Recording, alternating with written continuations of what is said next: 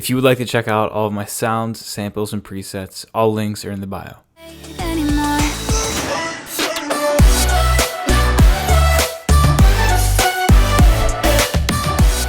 Alright everyone, welcome back to another video. In this video, we're going to be going over some Zedd style vocal chops. Now, I did it for this future bass song, but you could really use this for any type of genre.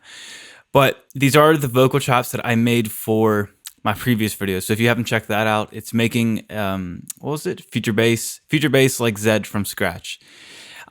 And in those videos, I don't really show too much of the mixing / processing because those are mainly for like inspiration, kind of just the whole process of things and not the actual mixing. Because if I filled it up with like me opening up like Soothe 2 and VocalSynth and Manipulator, I don't know, I feel like it would just take a lot of time, but I could have ran through it in that video, but I decided not to. So I'm going to show you guys how I processed those in this video. And then I'm actually going to show you guys a couple of other variations I considered that you guys can use in your songs, okay? So let's get into it. All right, so that original vocal sounds like this.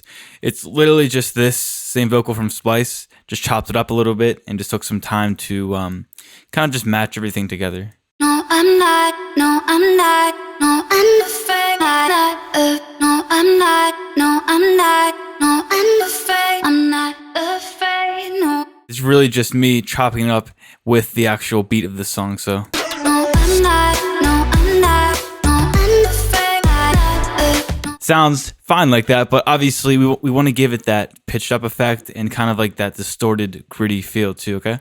So what I usually do, I'll usually bounce out the manipulated vocal, so anything with like distortion and anything that honestly kills my CPU. So if we open up this chain here, we have just a couple of main plugins here. The first one is Manipulator, and this is going to be going up 12 on the pitch. So we could go up 12 on the pitch on this vocal, but the problem with that is it also goes up 12 with the formant, okay? We don't want that kind of effect with this, so if we just go up 12 with the pitch, it kind of restores, was this on 2 or 3? It kind of restores that. And then I think I went down a couple on the formant too. That's all up to taste though, you know?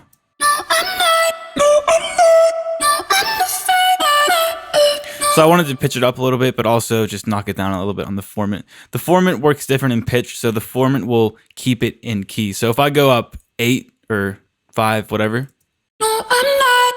that's a different key. But if we keep it up in the 12 or even 24, which I did consider doing 24,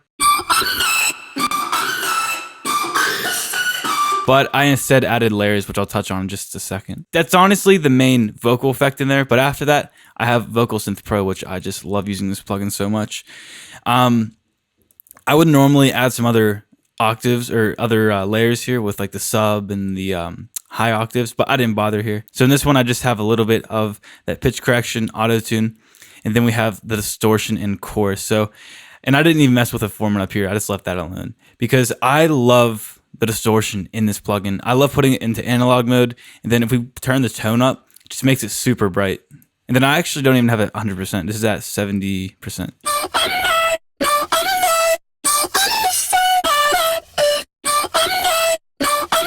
So here it is without. It didn't do too much here, but I just wanted to make it a little dirtier and just kind of just make it not as clean. Just sounds a lot better that way.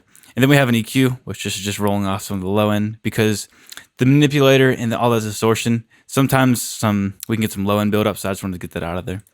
Then this one's important. So this is a Valhalla room, and what this one's doing is we're doing a super short decay, so it's at 0.5 seconds. A little bit of pre-delay, but don't even worry about that. The mix is a really high mix, so it's at 60%. This is giving us that kind of spacious feel. So it's almost like a chorus effect, but I think it's a little more, not advanced, but I just think it sounds way better. Kind of gives it a little bit of that spacious vibe. Sounds really good. And then after that, we have a Soothe. And this is because, when you run these vocals through Manipulator, distortion, and then even that that reverb, it just gets super harsh. So, and then with the soothe, I honestly always keep it at the default preset, maybe adjust this band a little bit. But for the most part, I'll just go delta, which it solos the frequencies it takes out. And then I kind of just call it a day at that point because it does sound a lot better. It doesn't do a ton, but you can also do this with an EQ. You know, I just think it's a lot easier with Soothe. It is an expensive plugin. I think it's like $230. I got it on Black Friday like 2 years ago, so it's a good deal. But besides that, this reverb, I believe, is getting automated. One of these is getting automated, and one of these is just like a normal reverb. So this one's getting automated, and then this one's just like a standard, a little bit of normal reverb.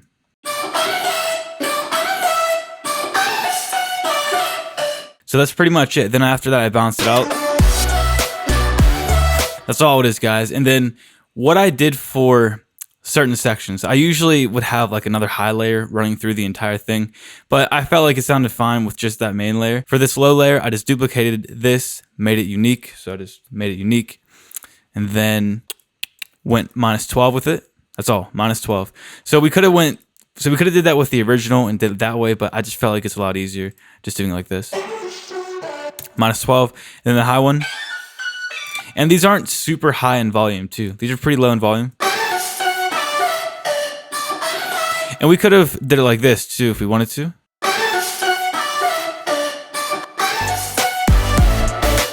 But I just think it fits better like that.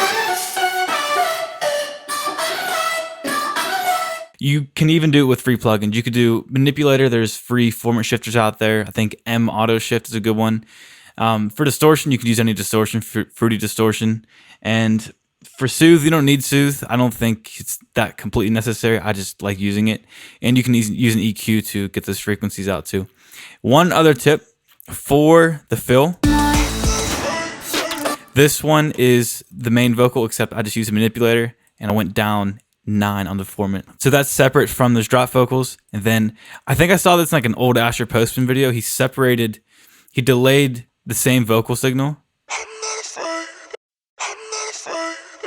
So this one's left, this one's right, but they're delayed by just a little bit, and it kind of gives us like a really wide.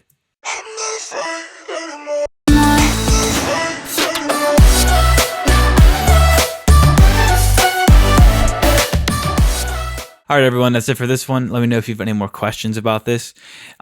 Just a quick recap. It's not rocket science. It's not complicated. The main thing you guys need to focus on for this is having a vocal chop that does make sense.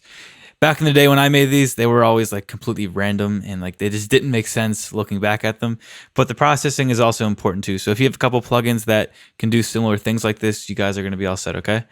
So that's it for this one, and I'll talk to you guys later. If you would like to check out all of my sounds, samples, and presets, all links are in the bio.